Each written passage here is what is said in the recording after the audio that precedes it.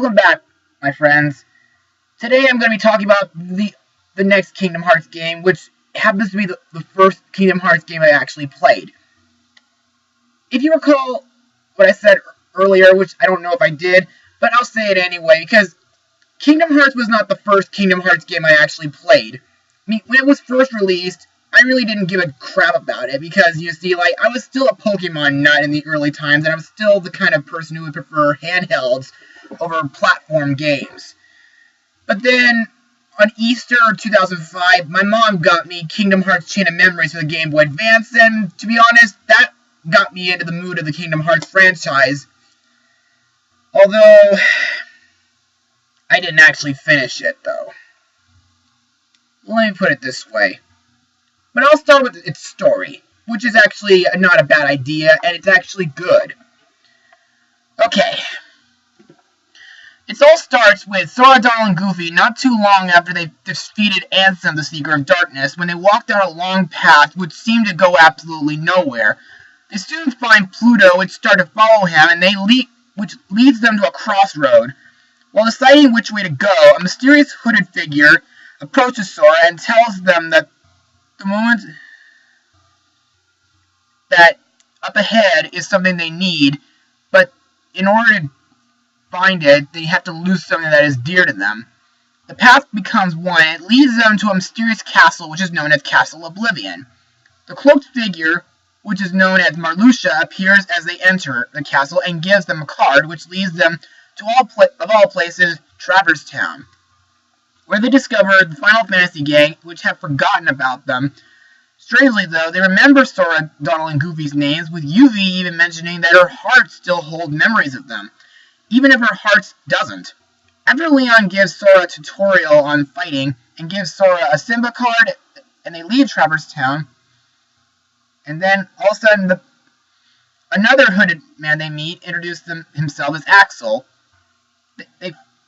and gives them more cards. And as they go through each floor, as Sora, Donald, and Goofy go through each floor, experiencing their memories, all of which are somehow distorted, each in different ways, they start to lose their memories, and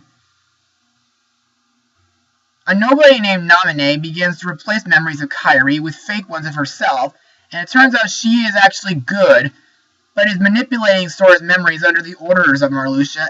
This escalates to a final battle for Sora's life and Naminé's freedom. Meanwhile, below Castle Oblivion, Ryu awakens down in the castle. As he goes up the basement levels of Castle Oblivion, he must take control of the inner darkness within him, while dealing with Ansem, the Seeker of Darkness, the Riku replica, and the 3 members of the organization along the way with the help of Mickey Mouse. So far its story is actually good, and now let me just talk about its gameplay, which, like I said earlier, is actually it's a card system. I really don't know how Square Enix got the idea, but however its new card system kind of gets a little hard at times. Like Marluxia said, using these cards is the only way to attack, even of getting around the castle. It's like whether a door or enemy appears, cards are the only way to progress.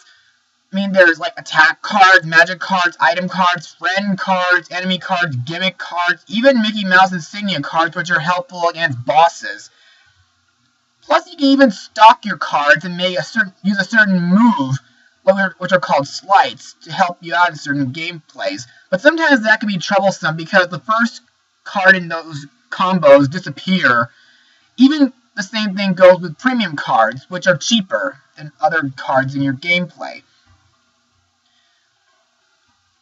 And also, but with Riku's gameplay, it's actually different. You don't stock your cards manually. It does it by itself. But you may be wondering, how does the Game Boy Advance compare to this?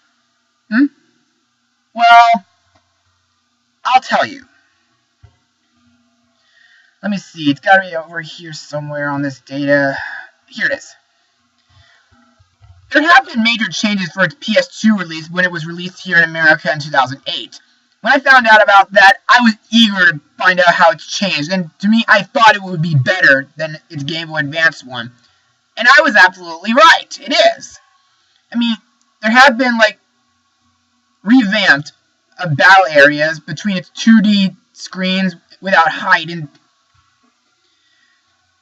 even, like, I mean, how its story changes, well, flashbacks are shown in cutscenes. Axel finishes off Vexen by snapping his fingers and causing Vexen to erupt into flames. Goofy knocks away Larxene. I mean, just throws his shield at Larxene. And Riku Replica fires a fireball at Sora at floor 12. Donald uses a Kiraga spell when Sora is injured by Larxene. And also, Axel and Marluxia actually fight while confronting him. Even Riku gets possessed by Ansem to defeat Lexius. And also you may already know about fighting Zexion, which is a great way to go compared to its Game Boy Advance release. Also, Roxas is shown at the end of the game with Hainer Pensno LED at the end. But just to let you know, there is no bonus ending and there are no hidden bosses in this one. And also, just to let you know about the mechanical changes, that the stomach acid during the Parasite Cage fight don't inflict any damage on you while you're reloading your deck. And there's also an additional Marluxia boss at the end, and plus there's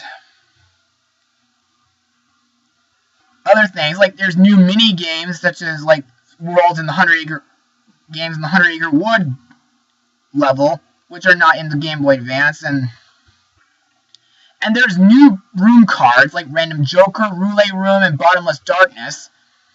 And even there's a Pluto card that helps out randomly. You can also high jump, glide, and super glide while you're there. And there's also new moves that you haven't even gotten before.